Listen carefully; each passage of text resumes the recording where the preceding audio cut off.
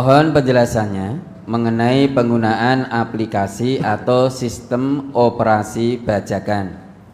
Karena pada era teknologi ini sudah hampir jadi hal biasa menggunakan aplikasi-aplikasi bajakan.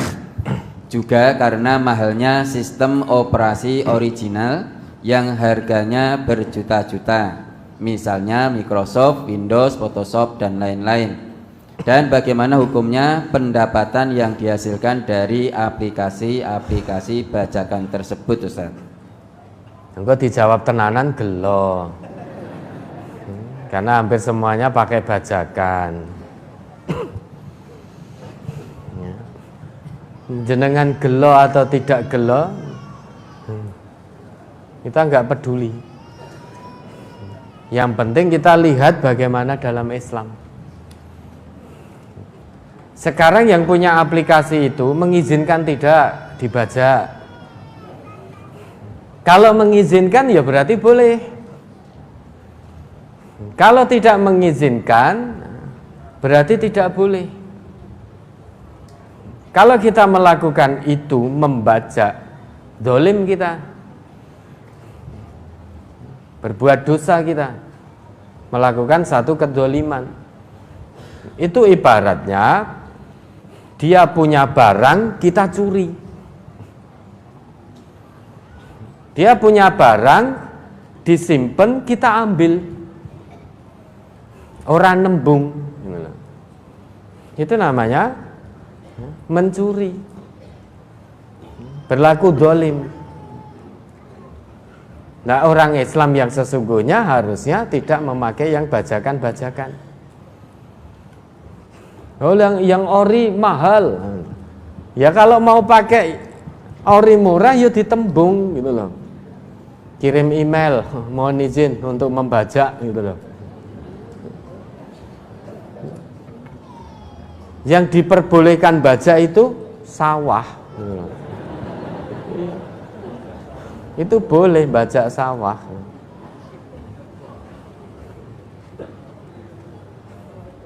Meskipun ya yang punya aplikasi ini kebanyakan bukan orang Islam, tapi Allah punya aturannya, Allah punya rambu-rambunya. Kita tetap berbuat baik. La yanhakumullahu 'anil ladzina lam yuqatilukum fid dini wa lam yukhrijukum min diyarikum. Antabarru wa tuqsitu ilaihim. Ini rambu dari Allah. Allah tidak melarang kalian untuk berbuat baik dan berbuat adil terhadap orang-orang yang tidak memerangi kalian karena agama kalian dan tidak mengusir kalian karena Islam kalian. Antabarru wa tuqsitu ilaih. Antabarru ilaihim. Antabarruhum wa tuqsitu ilaihim. Ada ilaihimnya tuh itu. Ya. Ya. Jadi albirru wal kistu. Albirru wal kistu. Berbuat baik, berbuat adil. Kepada siapa? Kepada orang-orang yang tidak memerangi kita karena Islam kita, tidak memerangi kita dan tidak mengusir kita dari kampung halaman karena Islam kita. Maka kewajiban kita tetap berlaku albirru wal kistu. Lah kalau kita membajak, berarti kita tidak berlaku adil. Berarti tidak berlaku al-kistu. Dan yang namanya membajak, ibaratnya seseorang punya barang, kemudian dia tidak mengizinkan dipakai tanpa seizinnya, kemudian kita curi.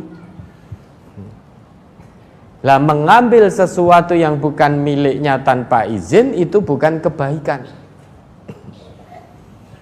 Itu satu bentuk kedzaliman. Maka terhadap non-muslim sekalipun kita wajib berbuat baik, berbuat adil. Itu Allah yang menetapkan. Pertanyaannya, kemana umat Islam? Sehingga tidak bisa membuat aplikasi sendiri. Kemana? Padahal umat Islam itu umat yang cerdas. Kenapa? Karena Allah anugerahkan kitab suci yang isinya mengajak umatnya untuk cerdas. Al-Quran itu kitab suci yang sangat visioner, mengajak umatnya maju. Kemana umat Islam saat ini? Dulu umat Islam menguasai peradaban dengan segala kekurangan yang ada. Terinspirasi dari mana? Dari Al-Quran. Maka semua ilmu yang ada itu penemunya ilmuwan muslim dulu itu. Medis, siapa yang menemukan? Ibnu Sina. Tapi sekarang, kenapa yang mengembangkan, yang memproduksi, yang punya orang-orang di luar Islam? Sehingga kita isoe mau ngatung. Ya, jenengan butuh obat. Kalau sana tidak produksi atau memproduksi cuma ditahan saja, jenengan bisa dapat obat itu? Enggak bisa. Ini loh, tausi'ul makna, perluasan makna dari hadis Nabi, al-yadul ulya khairum minal yadis sufla. Tangan di atas lebih baik daripada tangan di bawah. Hadis ini memang secara normatif ini motivasi agar orang Islam itu gemar memberi sehingga tangan di atas. Tidak terus di bawah ngatung terus. Tangan yang di atas lebih baik daripada tangan di bawah. Tetapi hadis ini mengalami tausi'ul makna, perluasan makna. Tangan di atas diibaratkan sebagai produsen, tangan di bawah sebagai konsumen. Konsumen kuwi mau ngatung terus.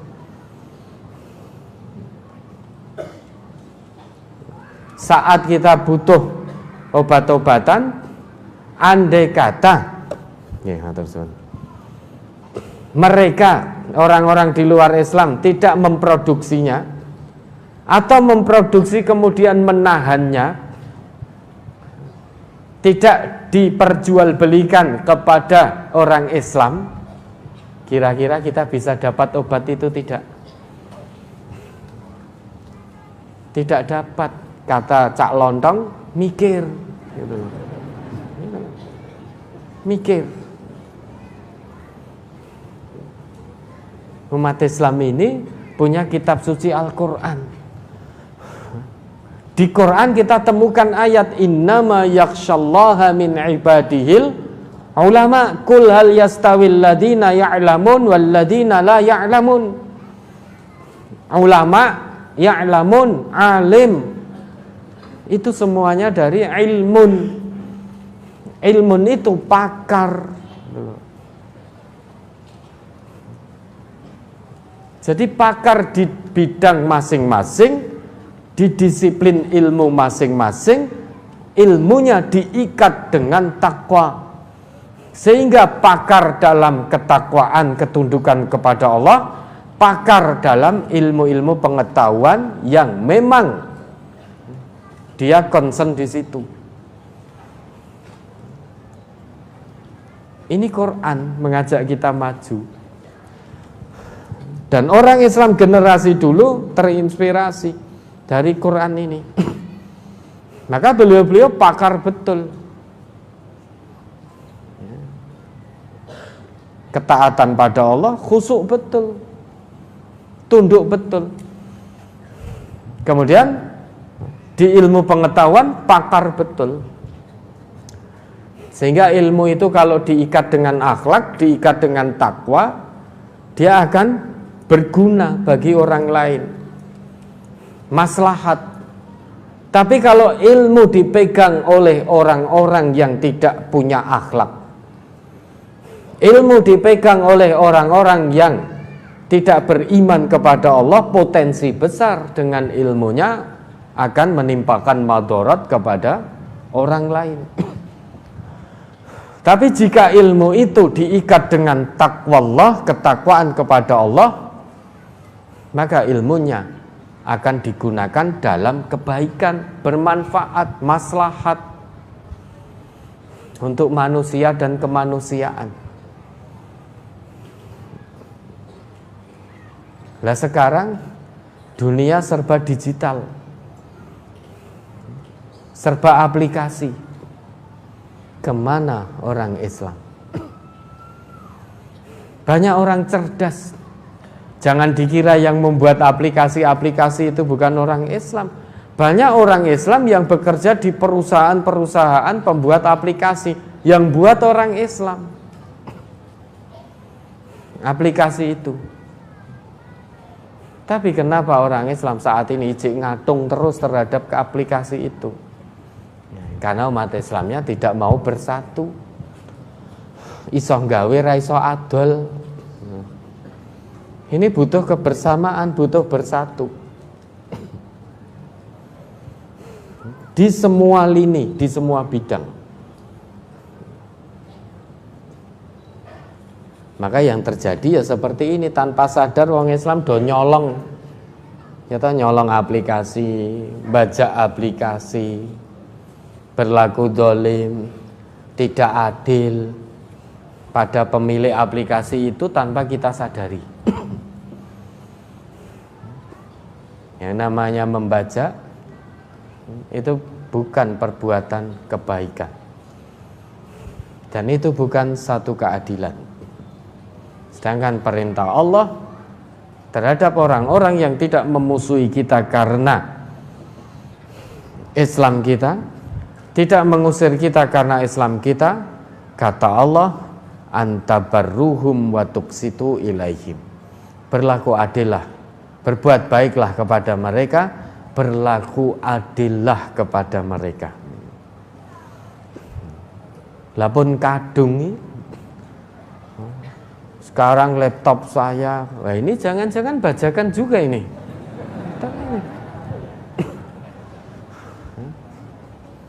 Laptopnya, HP-nya, isinya bajakan semua.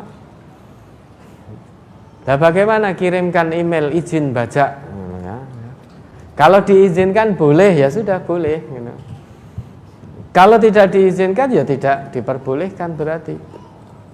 Oh, itu bukan milik kita kok, kita ambil. Itu ibaratnya jenengan misalkan bisa buat aplikasi, terus diduplikat, dibajak itu aplikasinya, gimana perasaan jenengan?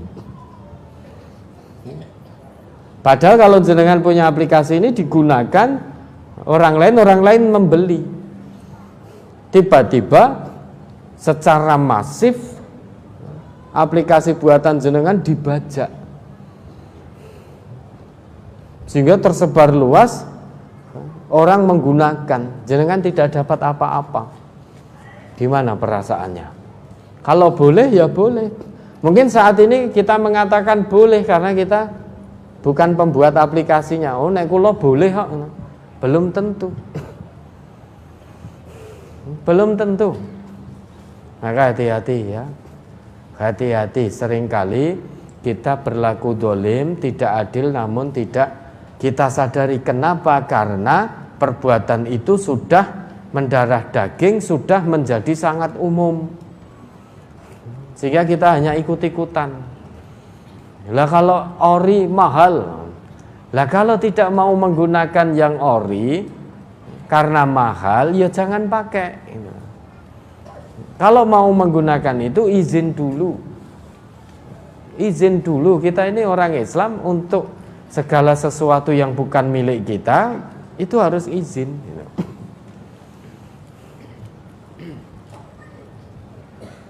Ya. Dan kalau ketahuan ada sanksinya tidak itu? Ada sing duwe ra trimo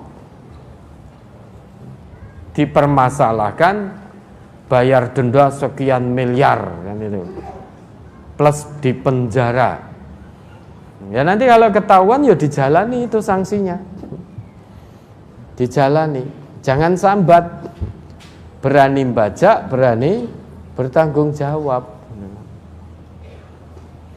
Nggih. Gelo toh dijawab. Bingung toh sekarang? Tetap kulil haq walau kana murran. Katakan yang hak meski pahit akibatnya. Ada lagi. Rusaknya imam tidak membawa rusaknya makmum. Apa ini juga termasuk imam yang bacaan Fatihahnya ditambah Robbik Firli? Terus bagaimana hukumnya yang bermakmum, Ustaz? Insya Allah makmumnya tetap sah. Ya, di dalam hadis riwayat Bukhari, riwayat Al-Imam Al-Bukhari juz 1 halaman 170 itu disebutkan, An Abi Hurairah anna Rasulullah sallallahu alaihi wasallam qala yusalluna lakum. Dari Abu Hurairah, Rasulullah bersabda, yusalluna lakum. Mereka yaitu para imam itu sholat untuk kalian. Fa'in asobu falakum walahum. Jika mereka para imam itu benar dalam sholatnya, maka pahalanya untuk kalian dan untuk mereka. Wa in akhta'u falakum wa alaihim. Dan jika mereka para imam itu salah dalam sholatnya, maka pahala sholat itu tetap untuk kalian, sedangkan dosanya untuk para imam itu. Sehingga makmumnya tetap sah. Dengan kata lain, kesalahan imam tidak berdampak pada makmum. Karena imam-imam itu sholat untuk makmumnya. Fa'in asobu falakum walahum. Kata Nabi begitu. Jika para imam itu benar, maka pahalanya untuk makmum dan imamnya. Wa in akhta'u falakum wa alaihim. Jika imamnya salah, pahalanya tetap untuk makmum, dosanya untuk imamnya. Enak jadi imam atau makmum? Lah nek jenengan pengennya jadi makmum semua, ya terus sholatnya dewe-dewe no. Ya toh? Tetap harus ada yang jadi imam. Maka diatur dalam Islam itu syarat menjadi imam. Nah, meski bacaan imamnya makhrajnya kurang pas, itu tidak berdampak pada makmum. Pahalanya tetap untuk makmum. Nah, kesalahan makhraj imamnya bagaimana? Itu diberikan masukan. Imamnya sudah berusaha untuk membetulkan makhrajnya, tetapi tidak bisa setelah berusaha maksimal. Apakah sholatnya imamnya tidak sah? Sah. Fattakullah mas tata'tum itu bentuk maksimal. Qadrul mustata', kadar kemaksimalan. Misalkan qafnya jangan nyekluk. Padahal sejak kecil nyekluk, wis berusaha, tidak bisa-bisa, tidak bisa-bisa. Sehingga untuk membedakan antara kaf dan qaf, imamnya nyeklukkan itu. Nah, sholatnya sah apa tidak? Sah. Ya, ada lagi. Ke Ahad 6 Maret 2022, Ustaz. Saya hidup di daerah yang mungkin cara memahami Islam berbeda dengan saya. Di antaranya, sebuah tradisi-tradisi yang menurut saya menyimpang dari aturan Islam, seperti haul, selamatan, maulid Nabi, Isra Mi'raj dan lain-lain. Bagaimana Ustadz cara menyikapi hal yang demikian itu?